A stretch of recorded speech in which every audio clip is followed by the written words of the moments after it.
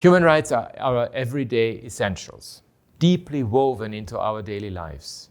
They are in the healthcare we rely on, the safety we expect, and the community we depend on to thrive. And they are also in the world of sport. They are in the parents watching their daughter play football, hoping that she will always be treated fairly and equally. They are in the public outrage at the exploitation of workers in the organization of mega sporting events. They are in the athletes who speak out courageously against racist abuse. These moments reflect our shared commitment to dignity, fairness, and freedom, the core values that underpin human rights. I welcome this conversation on sport, everyday essentials, and human rights, and its focus on women in sport.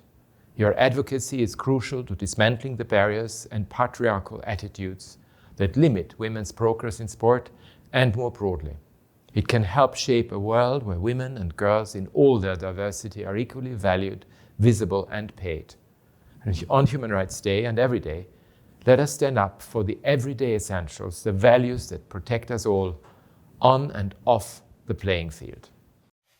Hello, everyone. I'm Mary Harvey, Chief Executive of the Center for Sport and Human Rights.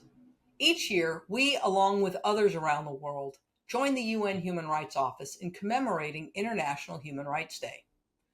This year's theme is called Human Rights, Our Everyday Essentials, and looks at the role human rights play in our everyday lives and the essentials we rely on every day, like food, housing, health, safety, and belonging.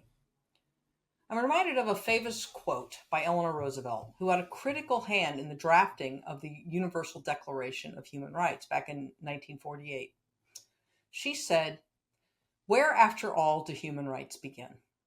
In small places close to home, so close and so small that they cannot be seen on any maps of the world. Yet they are the world of the individual person, the neighborhood she lives in, the factory, farm, or office where she worked.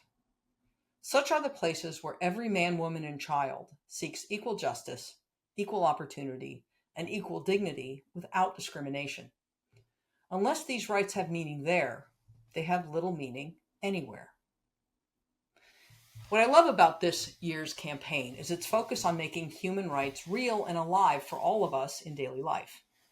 When we talk about human rights, it's often something that people think is perhaps theoretical or something that happens in other countries or in disaster scenarios.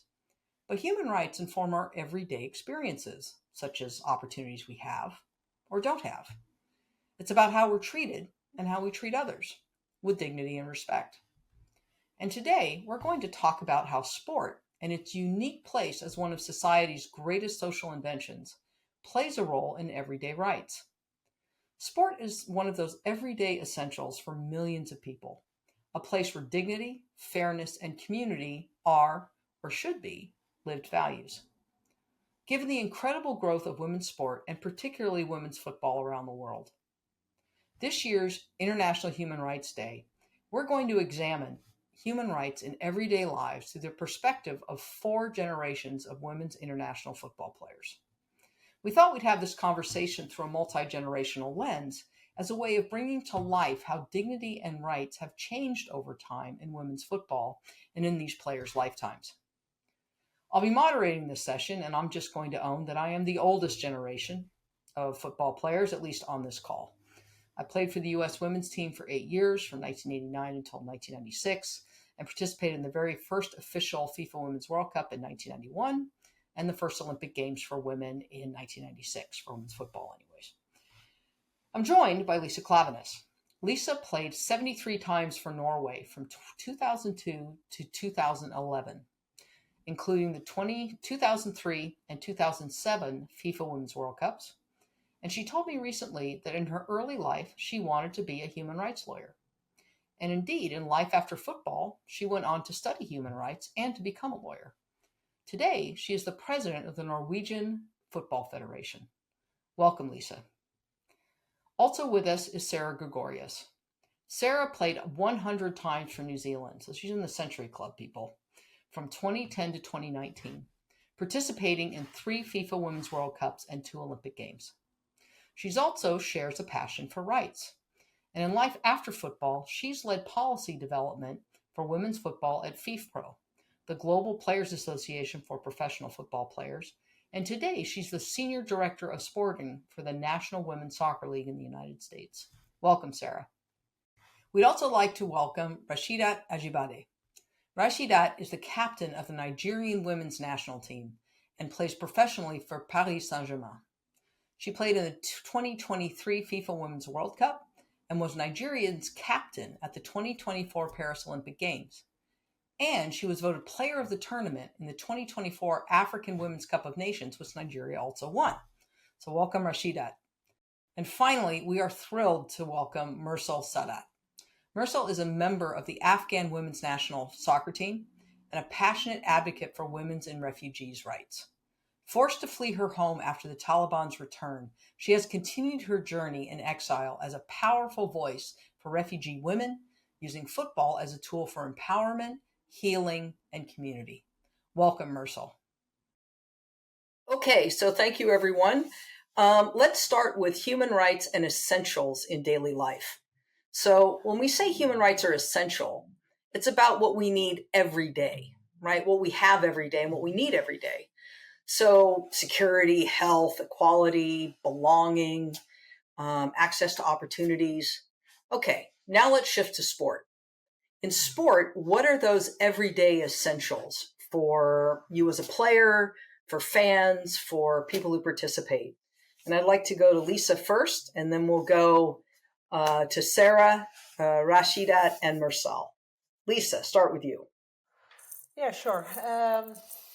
I would say that, what you hope for when you're part of sports, part of football, is that everything flows naturally, organically, and that you don't need a set of rights or any judicial aspect or perspective of it. But we know that life is not like that. So whenever I hear that people say that football and politics does not mix or it doesn't go together, I know that these are people that never have experienced to be excluded or part of minorities. So I would say that I work as a leader of a federation to make it organic. People should be safe. People should have access to stadiums safely, to not experience any, harassment or sexual or exclusion of any sort. But we know that we are human beings.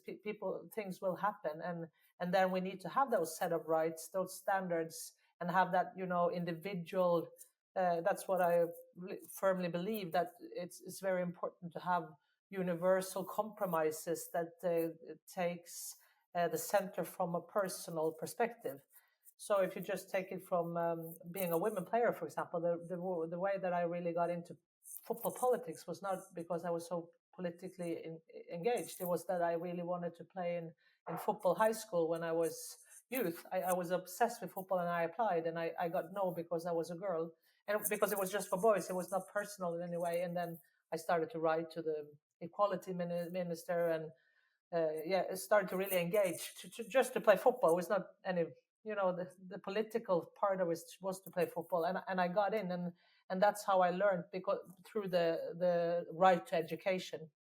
So then that's when I learned that these rights are effective and can be effective, and you can actually change things. And it's been a sort of a path into the sport. Of course, you want to play, just have fun, but when problems arise, we need to have in peace times discuss these rights. So for me, of course, I'm a lawyer, so I see it everywhere. I'm a bit nerd about it, but when I visit grassroots clubs, visit players, visit everyone in sport, I see violations in Norway everywhere, and I think knowledge about it and to work with it every day is essential. Yeah, so true. And actually, when you talk about just right to very basic things like being able to play into education, Mursal, that gets very close to, your experience, right? Do you want to talk a little bit about, and I know I'm going out of order, but just what you said, Lisa, resonates, I think, so much with some of the challenges that Mursal has had herself growing up in Afghanistan. Whilst Lisa was talking, I was just recalling all these memories and the fact that it's happening right now. And for me, like for a day-to-day life for sport, it has never been only about playing and enjoying, which is the basic things when it comes to sport. People play to enjoy it. But for women of Afghanistan, it's always been about a platform to fight for their freedoms, a platform to raise their voices, to access equality, and simply to representation, to have that right to represent, to be out there and to be educated. And now, like for the past 4 years, women there haven't been allowed to go to school, to university, let alone playing sport. It's been like a dream very far from reaching for like most of Afghan girls. Even for us from exile, the right to represent our country have been taken away from us for the past 4 years, and then finally we got it. A right that you should not be fighting for, because I believe human rights are something that we're born with, and we don't need to fight for them to get them back. Something that belongs to us as human beings. That's exactly right. Rasheedat, bringing you into the conversation, sort of what do essentials look like for you when you talk about essential rights when it comes to what you've experienced in sport? I think if I would always refer you back to where I'm coming from, because it's all about creating an enabling environment for us to thrive as athletes, even if it's not just because for us, football is always a safe space for me as a young girl growing up. It's always a safe space for me to just, disconnect from the social and economic challenges of the environment and all of that. But yet, I still do not have that platform to play because it's either people due to discrimination. People will be saying it's a men's sport. You don't have to do this. You don't have to do that. You have to be in the you have to you have to be at home running errand back and forth for your family or something. But because of the cultural beliefs and and some kind of standard that has been upheld in the environment, it has really really affected a whole lot of things, which boils down to what Lisa said, that education and people just getting to be educated about this right and holding it up in high standard, and also creating bodies that could monitor and that could hold all of this rights in when it's when and bodies that could can punish people when they violate this right. So for me, it was a bit difficult and it was a bit tough growing up, but I know that the whole thing is changing. The landscape is changing right now, but it still needs more of advocacy, more of people using their platform to keep talking about it, because I think there's still a long way to go in terms of the gap to bridge. Yeah, absolutely. And Sarah, bringing you into this, so you're a generation that sort of follows myself and Lisa, right? And in life after football, you not only had your own experience as a player, but also the jobs that you've had since then. You sort of kept abreast of how things have developed in terms of sort of everyday essentials in the roles that you've had. What are your thoughts? I mean, in full agreement with the other panelists. I think those were some very powerful comments. I've worked exclusively in professional football, so my lens is that my answer to this comes through that lens. What I think my generation fought for off the back of the work of previous generations was the right for football to be recognized as work. And I think that also enabled a lot of other things to then happen. So once football was recognized for women, was recognized as a profession and recognized as work, I think it also enabled other discussions around like safety and security of contracts, standards that need to be in place in order for what the others were saying about the ability to perform and thrive in those environments. So for me and for my generation, I think that was the critical step. And labor rights are human rights. And it's in my line of work in my previous job, in particular with FIFPro, it's the right to unionize, the right to assembly, freedom of movement, all of those core fundamental worker rights, which I think then support the industry, which then enables more people to be professional players, to have that be recognized as work and have that work be dignified. So my answer and my commentary on rights and what they enable is through that lens, through the professional lens. Obviously, human rights are incredibly important, and they are the enabler to then have workers' rights and labor rights not only in place but upheld and respected. So that would be, I think, particularly with this being an intergenerational chat, I think that was really the battle that my generation in particular like took up and tried to further and progress so that others would not have to fight just to have football as labor recognized as work. Well, and the way you phrased it is perfect, because, I mean, when we talk about human rights, we are also talking about labor rights, but it does deserve its own discussion, because just for the scope of this discussion, labor rights and human rights are enabling rights, right? So, and what you said about, if you realize these fundamental rights when it comes to being recognized as workers, it enables the enjoyment of the other rights that you have as well. So that's terrific. I'm going to switch to talk about dignity, right? Because in actually, all persons are created equal in dignity and rights, right? And Mary Robinson, our founding chair, always reminds us that dignity is before rights. How do you feel sport gives people not just protection, but dignity as well? Do you have any thoughts on that? I'll go to Lisa. Talk about dignity. Yeah, talk about dignity. Yeah, it's easy to speak about, or I guess we all fall into that trap of speaking about human rights when it's violated, because that's when you have to fight. Like Mursal said, it's not what you should be fighting about, but it still happens, and we know as human beings we will always be in a conflict of interest at some point, and we have to fight for it. But it should be a perspective that comes from it should be a given, and it should be about dignity. And I see it everywhere. That's why I work in football. Of course, you see that it's violated also. But when I travel to visit projects we have where we educate women, for example, in different countries, we've done it for 20 years, long before my time. And we visit refugee camps, for example, and it's really tough to go there because these are equal people to me. And then I know that when we visited a refugee camp in Jordan, for example, we heard that some of these kids had never been outside the refugee camp, and they were almost grown-ups, young women. And I met them, and I have this life full of opportunities, and it feels you just feel awful, bad, depressed. And then I meet football players, because they had the field. That's why we visited them. And I meet, fully dignified people that enjoy playing, and we have a football conversation on the same height. And we discuss, at this one example, we discussed goalkeeper skills. And she was a much better goalkeeper than me, much like you, Mary. And I could speak to her for a long time, and realized afterwards that it was a leveling conversation and a dignified conversation, where she went from being a refugee I felt sorry for, then to a colleague. So it's happening everywhere when I have this lens on. But I really wish it was something that we didn't have to fight for. That it was just something that the dignity was just there.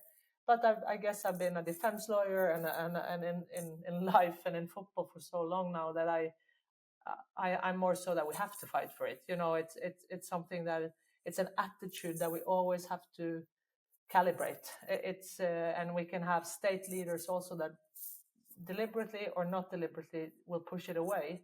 So, and it's the more I work in this area, I think it's something we always need to. We can never accept that this is a Western value or an Eastern value. It's when I speak to Rasheedat or Mursal or Sarah, we all agree. It's not something that is connected to the North or South, or we all agree that it should be universal right to have access to sport, to have access to relaxation, like you said, Rasheedat, to play and have fun. It's not a Scandinavian thing or a Nigerian thing, but we know that we have to fight for it. So yes, it's a dignity thing, but I don't want to say that it's undignified to be deprived of it, because it's the situation we're all in at some point, and we need leaders and people that really are ready to fight for it, in my opinion. Well, actually, the Human Rights, the UN High Commissioner for Human Rights has described athletes who do speak up and fight as human rights defenders, right? And given that recognition that what they're doing is advocating for rights that they already have, but they're speaking up about it. And so that makes them human rights defenders. And it's just so that's often described as an activistic approach, and it's also often described as something difficult or coming from negative, political, right? Negative, and it. I would not say it frustrates me because it's how it is, but I think that's why I love the Center for Sports and Human Rights. Also, it's a principle and it's something we all should care about, and I think everybody actually cares about it. Also, when we speak to players. Rasheedat, what are your thoughts around how sport provides dignity? I think based on back to what Lisa's point, it's everything has to be based on equal treatment, and also we should be respected, and people should be recognized and also respected for whatever environment they're working in, even if it's sport or not, regardless of your cultural background or belief. Everybody should be recognized and respected, and so that's just that. Sarah, I would imagine you have a few points of view on dignity and how sport provides dignity. I mean, it really does. I think sport, particularly for women, can instill such a valuable sense of worth and inherent self-worth, which is hugely valuable. I mean, there are a lot of statistics as well about women who achieve, high-ranking C-suite positions having a background in whether it's collegiate sport or youth sport, whatever it may be, competitive sport. So there clearly is a link between like dignity and achievement in sport. And I would imagine that everybody on the call can relate to the feeling of value and the feeling of worth that being part of a team, like reaching shared collective goals, gives you. And I know for me personally how valuable the lessons that I've learned in sport have been in my career and in life more broadly.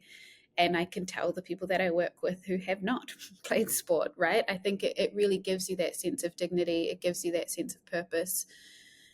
It can really teach you about what is and isn't acceptable in the way that others treat you and the way that you treat others as well. So I do really feel that it is so, for women especially, dignity is so linked and so important, and sport teaches you a lot of lessons, or can help you really understand it in that regard and give you a different sense of appreciation. So, I mean, those are really my initial thoughts. It's probably worthy of many, many more conversations, but I do think I can only speak about football, and I think about my perception of myself and how the game has really shaped that and really assisted me to like walk through the world in like a much more confident way than I think I ordinarily would. And I do have a right to that dignity. I just think I learned a lot of those lessons through the experience of playing sport. And I think that's why players and athletes do feel like a sense of obligation to promote and defend human rights as well, because I think when you really look at it and when you really get into it from a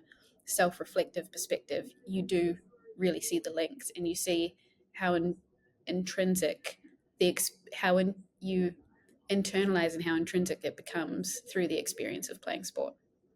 Well, and I mean, women's sport has always had that social sort of component to it, right? That social activist lens to it, because we've had to, right? It hasn't just been given to us.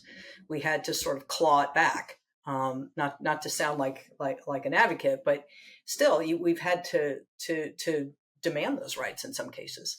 So, Mursal, I mean, the experience that you've had coming out of, first of all, Afghanistan before, right, and then when the Taliban took over, talk a little bit about what dignity means to you now that you're living in a different part of the world where things are very different.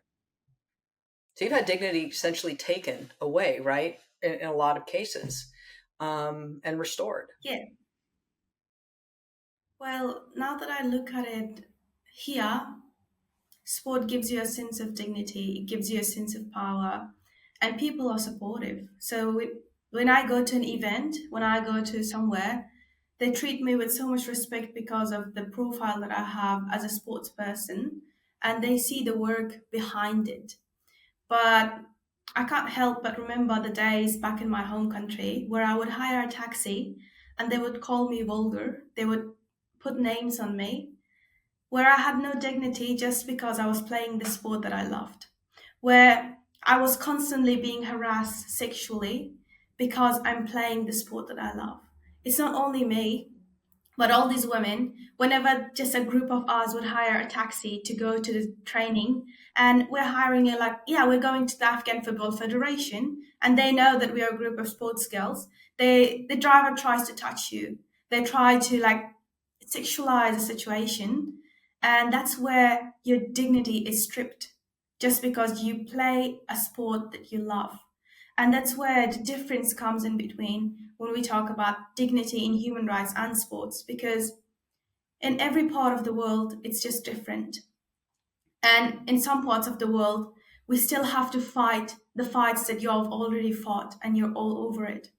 Where it's like comes to financial, where it comes to like dignifying it or anything.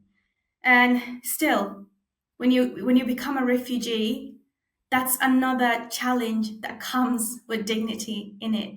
Because again, you're stripped off of that.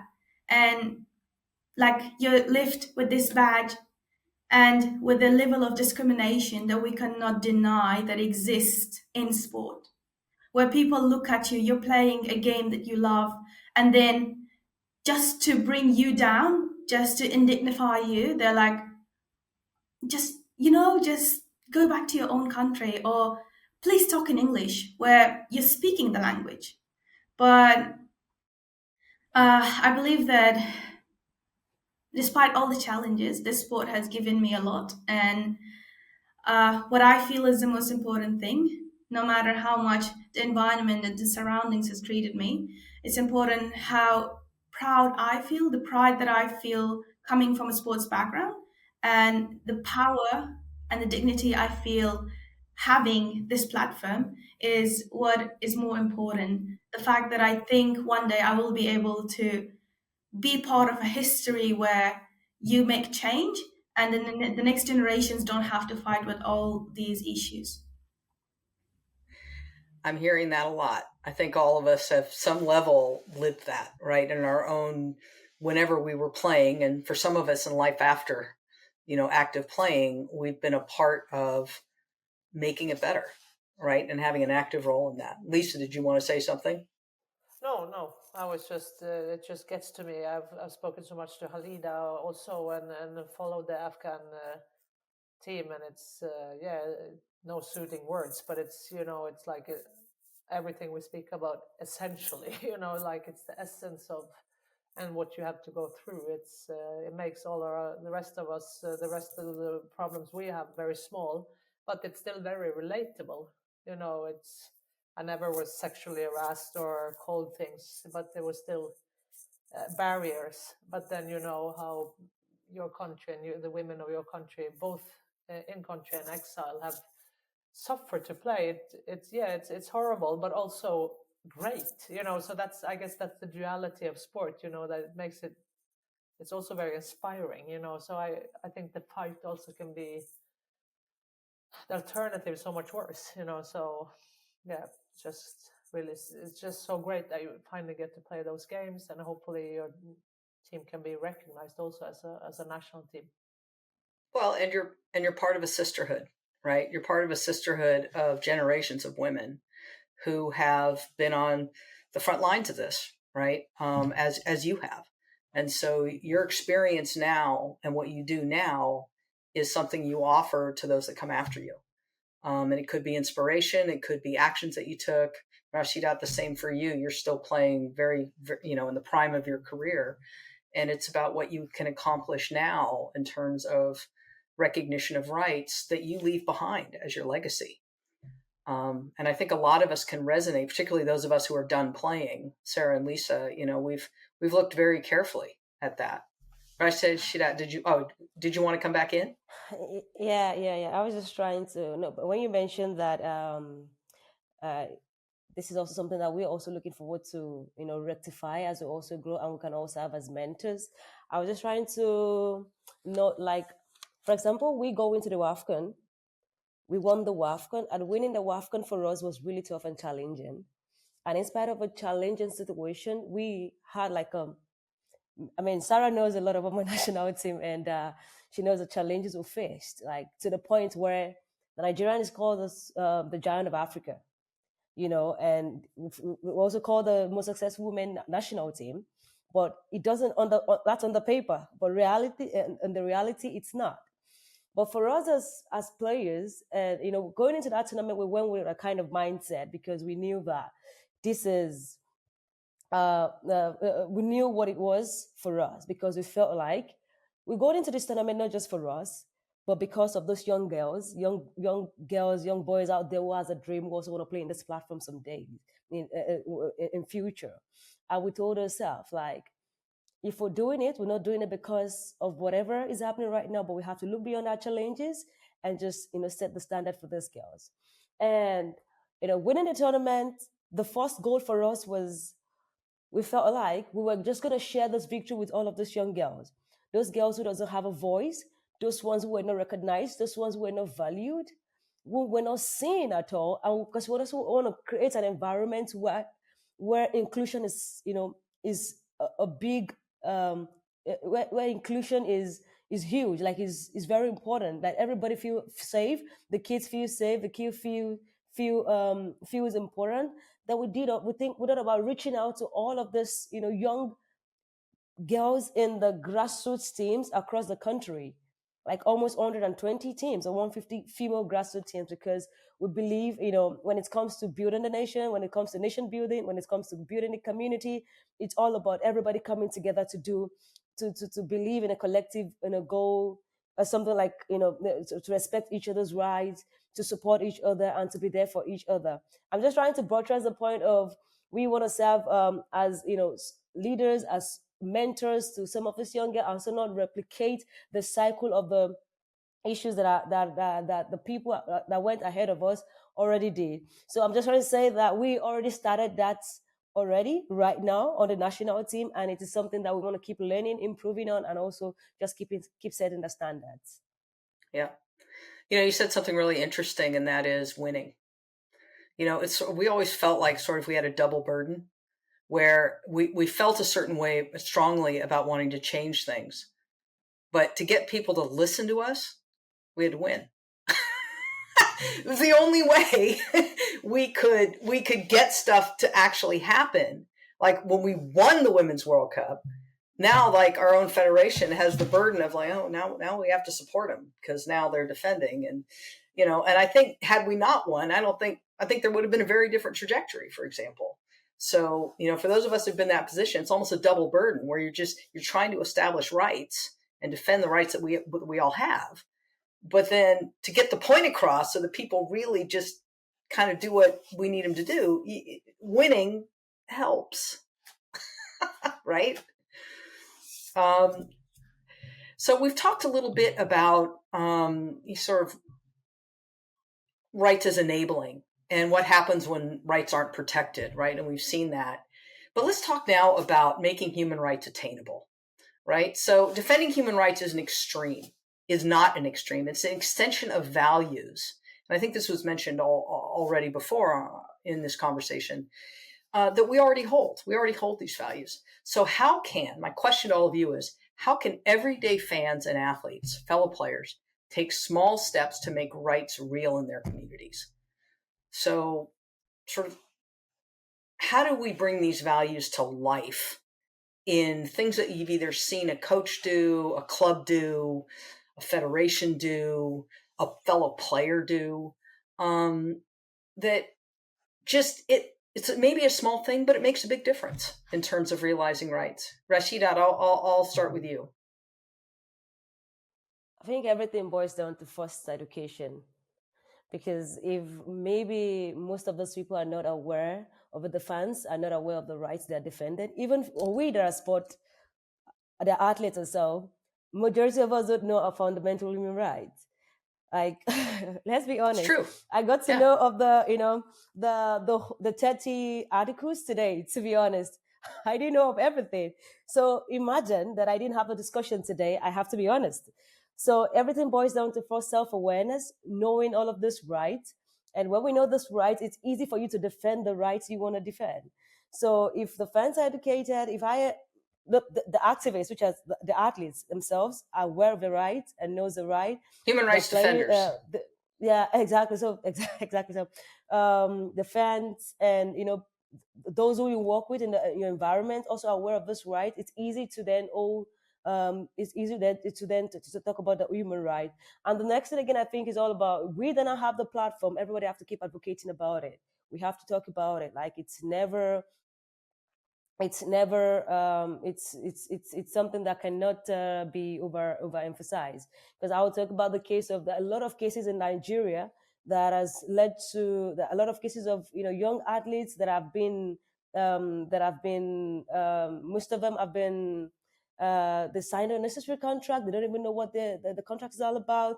Some of them have been abducted. Some of them have been maltreated. A lot of things has happened to them because of lack of awareness or lack of education. So which boils into that. I think some of us that have a platform, we just need to keep talking about it. We have to be aware that we need to keep talking about it and just keep keep pushing the awareness as much as we can. And then possibly if we can have bodies that could hold all of those people who violate the human rights, if we can hold them accountable, and yeah, that would be great. Yeah, impunity emboldens people who violate rights, right? If they don't face some sort of accountability for their actions. Mursal, I'd like to come to you. Sort of, what are sort of basic things that people can do that makes human rights attainable? We've heard education as an important one. What are your thoughts? I believe that some of the small things that as fans, players, or anyone around the sport we can do is being inclusive and respecting each other. Because when we respect, there comes the inclusion. Whether someone, like, despite their background, despite their skin color, despite where they're from, we just need to include everyone. And that's something that fans mostly needs to do, because we have seen a lot from the fans in the sports industry, and we know how much they can do, and we know that how much sport can impact something. Even as players, we see these little baby steps that we take. For example, just writing a post that might not look much for ourselves, but that has a lot of power in it. For example, the greatest case will be Hakim, where these players stood up with banners, "Save Hakim," and that worked. They might not think that just holding a banner would do much, but it did much. It saved someone's life. So there are these little baby steps that we can take that sometimes we underestimate, but they have a huge impact on sports and in general on human rights, because sport is the greatest platform that currently we're using to advocate for human rights. The only platform where we're talking the truth about it and we're putting it in action as well, because it is inclusive. We're playing a game despite even like not knowing each other's languages, because we just know there is the ball that is talking. Like the sport does the talk itself. So in my belief, inclusion and diversity and respect would be some of the three main values that we can bring into sport, and the baby steps that we can take to make it better. Yeah, terrific. Sarah, what are your thoughts? Oh, I totally agree, but particularly on education and particularly on like the usage of platforms. I think in some respects, like our access to media, social media, traditional media as players gives us the opportunity to highlight things, which then can create consequences for those who would deny or try to disrupt access to rights. So I do think that's hugely important. I think broadly speaking, I know this is a player-centric discussion, but the bodies around sport have to have such a huge role to play. And I think one of the mechanisms for human rights to be attainable is access to remedy when rights are violated, right? So the ability for players or people around the game, fans, whatever it may be, to then access remedy when their rights are violated. I think that's critical. And that's not something that players can necessarily solve. That's incumbent on those organizations and those governing bodies to make sure that there are safe whistleblowing mechanisms, that there are measures in place to punish those who would violate or suppress rights. I think that is so unbelievably critical, because without accountability, rights will not be consistently attainable, no matter how much players use their platforms or activism or education. There has to be something that also supports that. That means that for those who violate and it sends a message to people who would want to do that in the future, know that it's not welcome in our game. It's not welcome in our sport, and there are consequences for your actions. So I think taking players out of it, because certainly in my experience, at times, even though players are very willing to be human rights defenders, they have a right to play first and foremost. And they pay a price. And they pay an unbelievable price, like whether it's career-wise, whether it's emotionally, mentally, like their general well-being, it's massive. So even though they're willing to do it, I just don't think we can fully and wholly rely on that. Like the organizations around the game need to do much more, and access to remedy is so critical. Lisa, as how would the president of the Norwegian Football Federation like to to respond to that? So many angles to this. But your question of small things that we can do to, I have so many examples. The Afghan team and Khalida Popal's work, is one, very extreme example where she would go and advocate for the Afghan refugee team. She's done it for years. She came to Norway, she came everywhere and shared the fight. Also make us conscious about this is not about Afghan women, it's about us, being one example. Another example from Norway, which is, small or big thing, it's the captain of Bodø/Glimt, our up north team, men's team.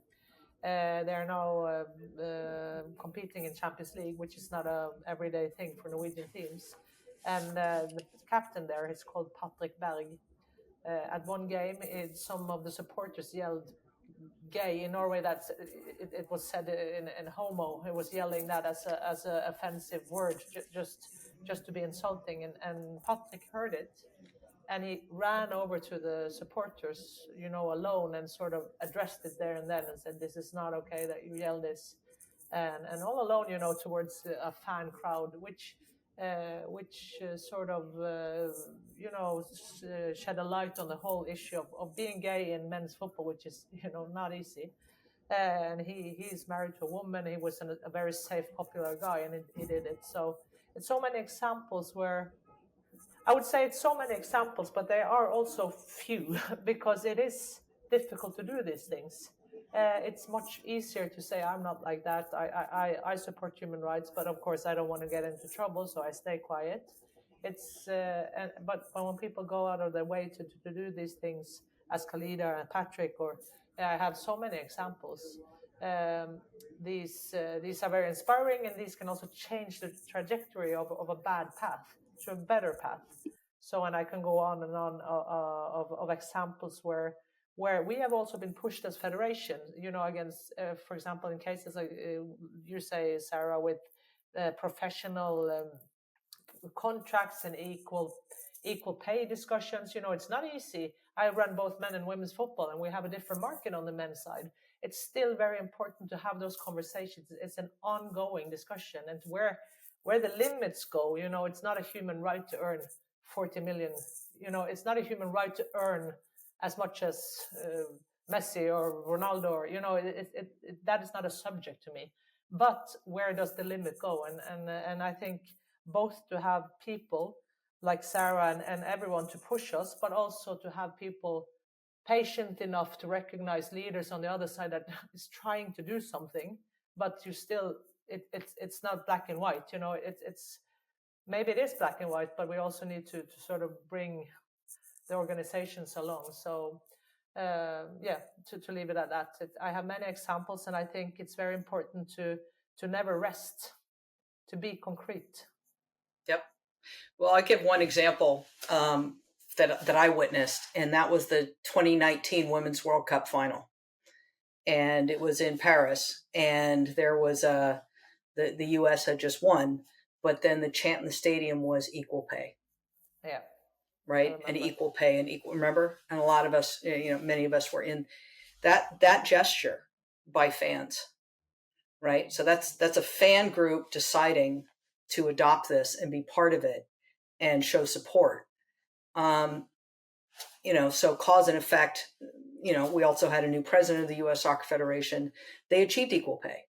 right? And it ignites not only that, but a movement. And I think many of us on this call can think about, for whatever our teams are experiencing, be it the Afghan women's team, New Zealand team, Nigerian team, or the Norwegian team, there's also a sense of solidarity that when one group does something, there is a knock-on effect. And Sarah, you saw this at FIFPro, where you saw the impact, for example, of what players did when there was an abuse, right, that was in the NWSL, and how the actions that were taken there sort of had a knock-on effect, which is what we're talking about, sort of fights, small fights that become global movements, right? We also saw this with the Me Too movement.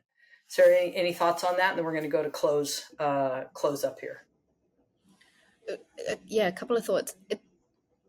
It certainly shows that even though the community is global, it's small. And I think those small fights, I think players around the world understand that they're emblematic and symbolic of the bigger fights that we're all working for in our own different environments. So that solidarity it spreads like wildfire amongst the players and amongst the community. And I think it also spreads amongst the fan group. I think you also have very passionate fans in women's football as well, globally as well. So I do think there is so much power in that solidarity. And I think that's why you see more and more those what would otherwise be isolated incidents turn into like really sort of page turning, industry defining moments as well. I think there's plenty over the last 5 to 10 years that would show that it's very easy for one player to pick up the torch and bring a message forward, or show that they are with another player in a particular fight or with a team, or use actually as what happened like with the NWSL and with the equal pay discussion, like use that as inspiration for getting progress in their own areas. Yep, absolutely. Okay, we've come to the end. I'd like a speed round of just a minute each, a reflection on, International Human Rights Day 2025. What reflections do you have that you'd like to leave everyone with on the role sport has in making human rights visible every day? And I'll start with Mursal.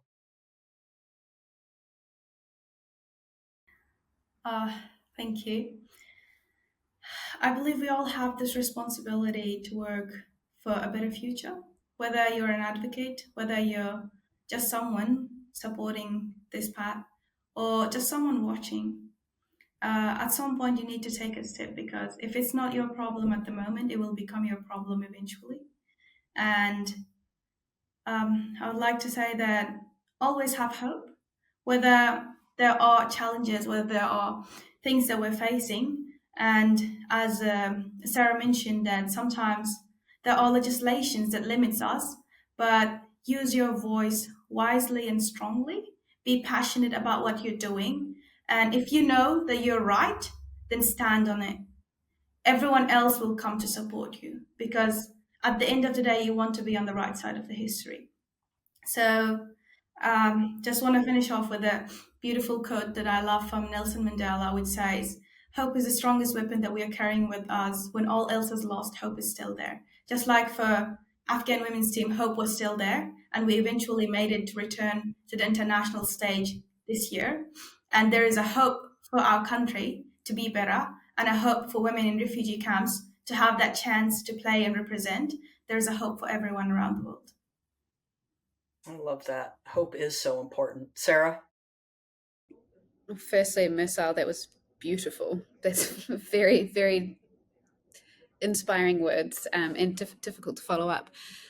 My only message, I think when we have days like International Human Rights Day, you look a little bit towards the future and a little bit towards the past to assess and reflect. I think this world starts to feel incredibly fragmented at times, but I think a topic like human rights is a real connector, brings people together. It's something that there is as close to universal agreement as you'll ever get on a topic in this world. So I think it's such a powerful moment and opportunity to just reflect and come together and get around the table with people that you ordinarily wouldn't maybe necessarily talk to. And I think, as Mursal said, find a lot of hope in that, find a lot of dignity in that, and understand that we've come pretty far in this particular area, in this particular topic, particularly in women's football, but there is still a long way to go. There are still fights that need to be fought. There are still rights that need to be recognized and upheld, but hopefully through community and through the strength of engagement with each other, we can chart a path forward. Rasheedat? Okay, without repetition, I would just say, beyond whatever we believe in, our culture, traditions, gender, and all of that, we should look beyond all of that and think about humanity first. And if we really want to build if we want to make the world a better place, we all have to come together, work as a unit to make it a better place. And we have to let go all of our selfish, or individual, I won't call it selfish, like individual differences and all of that. And to everyone who have a platform, I would just say, speak your truth, hone your truth, speak it and hone your truth. Yeah. That's great wisdom. Lise Klaveness. Yeah, what to say after all these things? I, of course, just want to underline everything that has been said. To me, it's I'm in a leadership position, and I've tried to be in the dilemmas and be in the room where you have to face the dilemmas of equal pay, all these things. And for me, it's a lot about keeping the torch alive. You know, that it's a discussion that is ongoing. It cannot just be in speeches on certain days. It needs to be in every board meeting. And sometimes it's not so natural, I can tell you this. So you have to actually bring up the appetite. You have to use the words. You have to sort of work with people to make this normal, to make this useful, to make this concrete. So I think sport is a great platform. You know what you said, Mursal, sums up. You know how football can be used, and you know it's good to give FIFA credit for that one. You know, it's not so often. Coming from me, it's been, you know, FIFA should have credit for a lot of things, of course, but it's been some pushbacks the latest years, and I think that case is something that you, Khalida, and FIFA should have appraisal for. That being said, I think we're in a time where the rules-based systems are under a lot of pressure. And I hope I'm wrong. You know, I hope it's good. I don't want to be dramatic about something that will not happen, but we all see that it is under a lot of pressure, and that human rights can be pushed back. I think it will always be allowed in speeches and those things, but in concrete terms, it can be pushed back. And I think that means that it's not just about speaking about progress. It's also about avoiding going back in time, you know, losing rights. So I try to make alliances with people now that we have to stay firm with the equality, football for all. You know, everybody should access the stadium. Everybody should be safe. Women should be treated at the same level as men, etc., etc. So for me, this is it's always been important, but now I also feel that it's something that we really need to like bring up the torch on that day, but on all other days as well. Thank you so much. So I want to thank everyone for your incredible words, wisdom, your personal experiences, and just for the work that you've done. For those of you that are still playing, Mursal and Rasheedat, best of luck with what lies ahead of you and the great years that you have in front of you as players. And Sarah and Lisa for being incredible leaders in advocating for the rights of others. And with that, we will conclude this homage to International Human Rights Day with this conversation. And thank you all.